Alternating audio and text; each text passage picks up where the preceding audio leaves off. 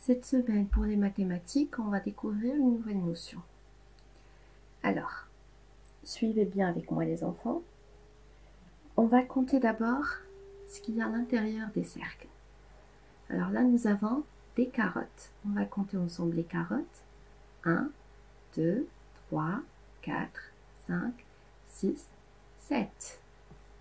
Donc, nous avons 7 carottes. Maintenant, on va compter les fraises. 1, 2, 3, 4, 5, 6. Donc, nous avons 6 carottes. Nous allons comparer les deux chiffres. Et nous devons repérer le chiffre le plus grand et le chiffre le plus petit. À votre avis, les enfants, quel est le chiffre le plus grand? C'est le chiffre 7. Le chiffre 7. Pourquoi? Alors, si on compare les deux cercles, on va trouver que dans le cercle orange, il y en a plus de carottes que des fraises. Ici, nous avons 7 et ici, nous avons 6. Donc, 7 est le grand chiffre. 7 est plus grand que le chiffre 6.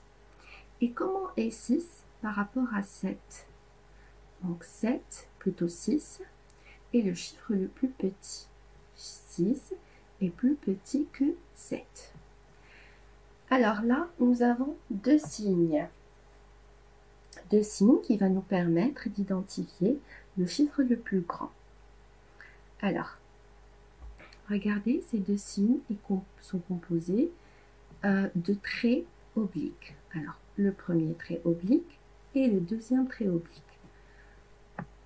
Dans un premier temps, on va supposer que ce signe ressemble à la bouche du crocodile. Donc,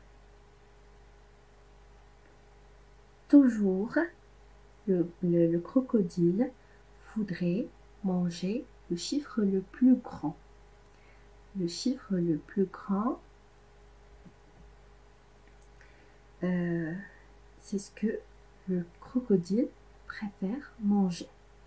Donc, toujours le bon signe que nous devons mettre dans cette forme mathématique est le signe qui a la bouche ouverte vers le grand chiffre.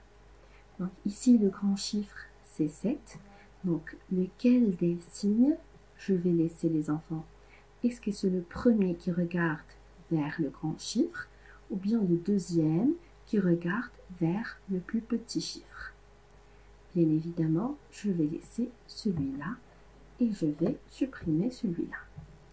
Donc, le bon signe que je dois mettre ici dans cette forme mathématique est le signe de la bouche du crocodile qui est ouverte vers le grand chiffre qui est le chiffre 7.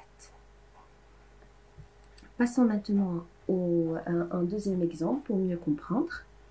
Alors là, nous avons 3 bananes et là, nous avons 4 grappes de raisin. Alors, nous avons 3 contre 4.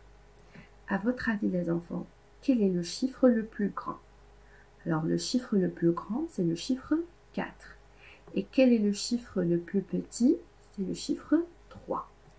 Donc, lequel des symboles je vais garder? C'est le symbole qui a la bouche ouverte et qui regarde vers le plus grand chiffre. Donc, c'est celui qui regarde vers le chiffre 4.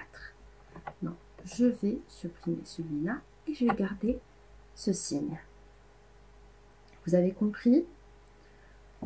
Je vous propose de faire un troisième exemple. Alors, là, nous avons 3 bananes et ici, nous avons 4 enfants. Alors, nous avons 3 contre 4. Alors, quel est le chiffre le plus grand? C'est le chiffre 4. Mon 4 est plus grand que 3. 3 est plus petit que 4. Donc, le bon signe que je dois garder, c'est celui qui regarde vers le grand chiffre. C'est lequel? C'est celui-là. Alors, regardez, ce signe regarde vers le grand chiffre. Donc, si on veut lire cette forme mathématique, on va dire 3 est plus petit que 4. 4 est plus grand que 3. Très bien, donc j'espère que vous avez tout bien retenu les enfants. À très bientôt, au revoir.